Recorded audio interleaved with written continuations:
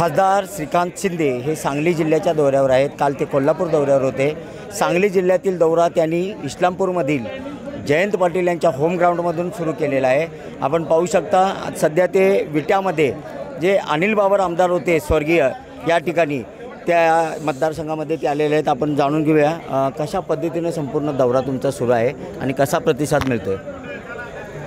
पश्चिम महाराष्ट्राचा दौरा कोल्हापूर आणि सांगली हा 2 दिवस पार पडला। कोल्हापूरमधील 9 विधानसभा, सांगलीमधील 4 विधानसभेवरती सविस्तर आढावा झाला, बैठक झाली। सगळ्या पदाधिकारी, कार्यकर्ते, सामान्य शिवसैनिक सगळ्यांबरोबर सविस्तर चर्चा। ह्या दौऱ्याचा हेतूच हा आहे की तळागाळातील लोकांशी चर्चा, कार्यकर्त्यांशी चर्चा, सामान्य कार्यकर्ते शिवसैनिकाशी चर्चा, कशा प्रकारे त्या विधानसभेमध्ये शिवसेनेची बांधणी आहे, कशा प्रकारची तयारी आहे आगामी विधानसभेसाठी, कशा प्रकारे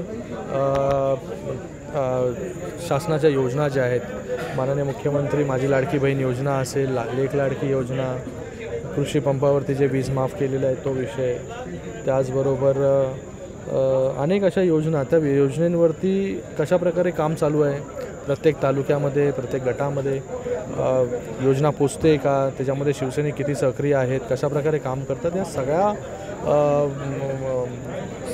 सगळ्याचा आढावा जो आहे हा या जनसंवाद बैठकीतून झाला, दौऱ्यातून झालेला आहे।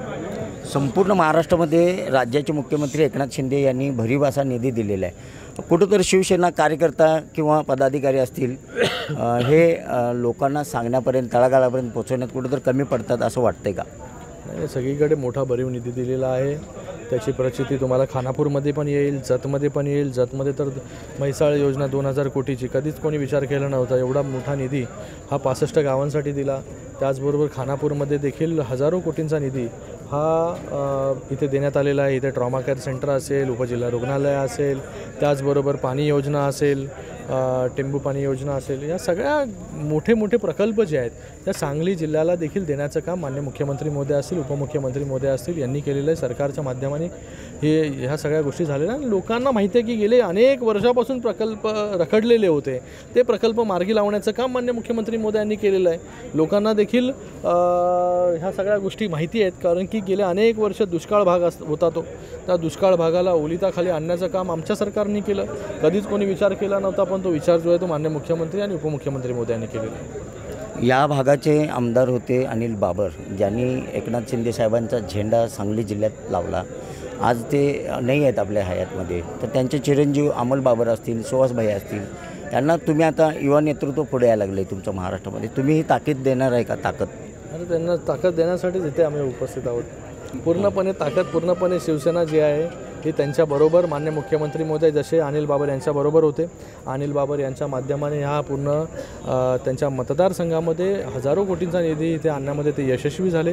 पाठपुरावा चांगला होता त्यांचा। आणि त्याच्यानंतर आता सुहासजी त्यांच्या गेल्यानंतर पक्षाची संघटना जी आहे ती सांभाळत आहेत आणि त्यांना पूर्णपणे ताकद देण्याचं काम माननीय मुख्यमंत्री आणि शिवसेना जी आहे ती करते आणि करत राहणार। मुख्यमंत्री लाडकी बहीण योजनेसाठी मुख्यमंत्र्यांनी जसे प्रयत्न केलेले आहेत त्याच पद्धतीनं शिवसेनेतून लाडक्या बहिणींना उमेदवारी पुढे भविष्यात दिली जाणार आहे का?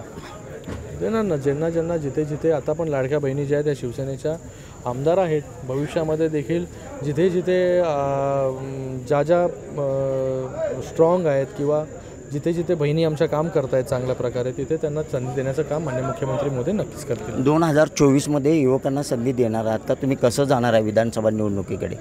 सगळ्यांना त्याच्यामध्ये, लाडक्या बहिणींना पण देणार, लाडक्या भावांना पण देणार, जे आमच्याबरोबर ज्येष्ठ आहेत तेही गेल्या अनेक वर्षापासून काम करत आहेत, सगळ्या घटकांना जे आहे सगळ्या लोकांना न्याय देण्याचं काम, जो तळागाळातील व्यक्तीशी कनेक्ट आहे, ज्याचं काम चांगलं आहे, जो जिंकून येणार आहे त्याला न्याय देण्याचं काम जे आहे, जो पक्ष वाढवतो आहे त्याला न्याय देण्याचं काम माननीय मुख्यमंत्री महोदय नक्की करतील।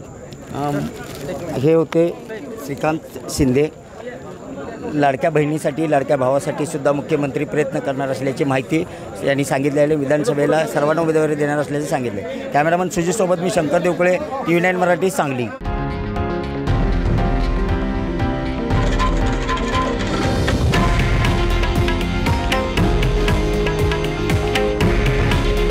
हे आहे देशातील नंबर 1 न्यूज नेटवर्क आणि आपण पाहत आहात TV9 मराठी. काळजी तुमची, हित महाराष्ट्राचं.